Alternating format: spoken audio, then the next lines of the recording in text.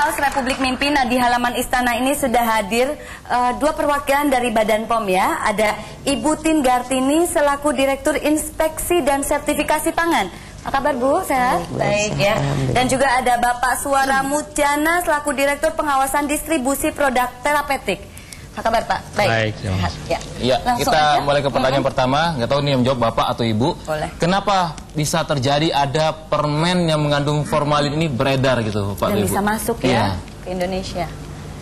Sebetulnya memang dalam hal ini kita juga tidak menduga, karena biasanya permen itu hanya komposisinya gula, pemanis, kemudian pewarna, sehingga seandainya pun kami pada saat melakukan sampling dan pengujian laboratorium yang diperiksa itu ya pewarna kalau memang permennya itu berwarna, kemudian pengawetnya apa, dan formalin itu adalah bukan pengawet untuk makanan, pengawet untuk mayat, kemudian juga untuk biasanya digunakan dalam kayu lapis, sehingga kita tidak sama sekali tidak berpikiran bahwa permen itu mengandung formalin. Aduh, menyeramkan sekali Iya. ya. Oke. Tidak disangka Bu ya bahwa formalin Tidak disangka, itu iya. mengandung formalin. Kalau Bapak ada komentar Pak? Mungkin tadi dalam obat palsu kami akan Iya, komentari. obat-obat palsu ya. Gimana Pak? Mengenai obat palsu saya sampaikan. Mohon maaf ya Pendi, karena ini udah terbawa sama. Mohon izin Bapak Wapres nih. Saya menyatakan.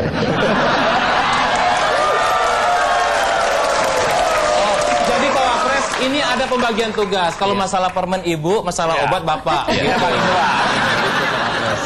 Iya dong, ada bagian. Ada pembagian tugas supaya lebih spesifik. Ya, kira-kira itu. Detail ya, Pak, ya? Iya. Ya, silakan. Jadi saya akan menjelaskan mengenai obat palsu. Seperti apa yang disampaikan tadi oleh Bapak Wapres, ternyata obatnya itu tidak mujarab. Karena memang pada umumnya yang namanya obat palsu itu isinya itu tidak ada zat aktifnya itu.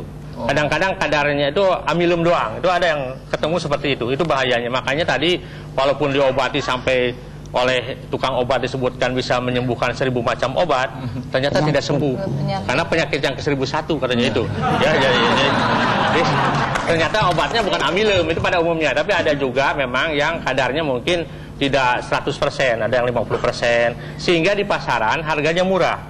Akibatnya apa? Masyarakat mencari yang murah. Nah ini yang jadi bahayanya. Dan itu tidak mungkin menyembuhkan kalau obat palsu. Itu makanya kami dari Badan POM sering memberikan public warning agar hati-hati kalau membeli obat. Kita harus melihat dulu fisiknya seperti apa. Nanti dilihat dulu tanda-tandanya. Lalu jangan terpengaruh dengan harga murahnya itu. Itu yang paling berbahaya. Nah itu mungkin penjelasan dari kami.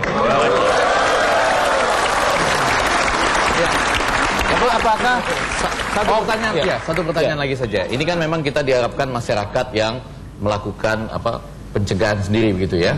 Tapi kalau pemerintah Pak, apa saja yang sudah dilakukan? Ya, terima kasih. Pemerintah juga tidak diam.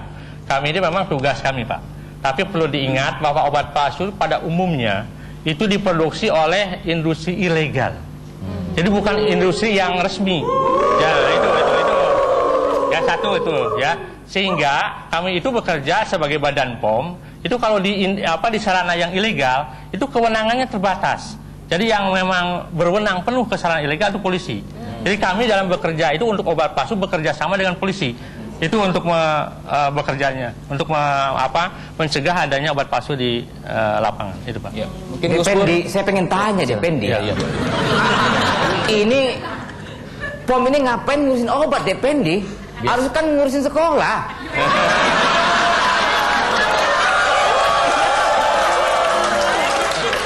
POM itu bukan persatuan orang tua murid, bukan. Oh, pengawasan obat dan makan. Bapak punya pengalaman juga kalau ke apotek misalnya?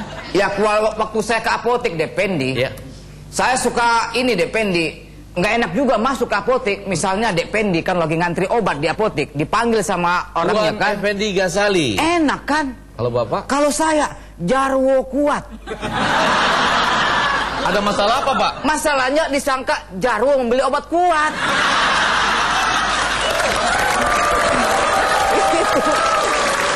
Diganti aja Pak namanya. Diganti apa Dependi? Diganti namanya biar tidak diduga Pak Jarwo beli obat kuat. Apa digantinya? Jarwo Kuku Bima. Padahal beli obat kuat juga nggak apa-apa ya. Gus? Ini karena gini ya. Pak Wapres itu kan sering keluar negeri. Oh, sering keluar negeri. Diganti aja dari Jarwo Viagra.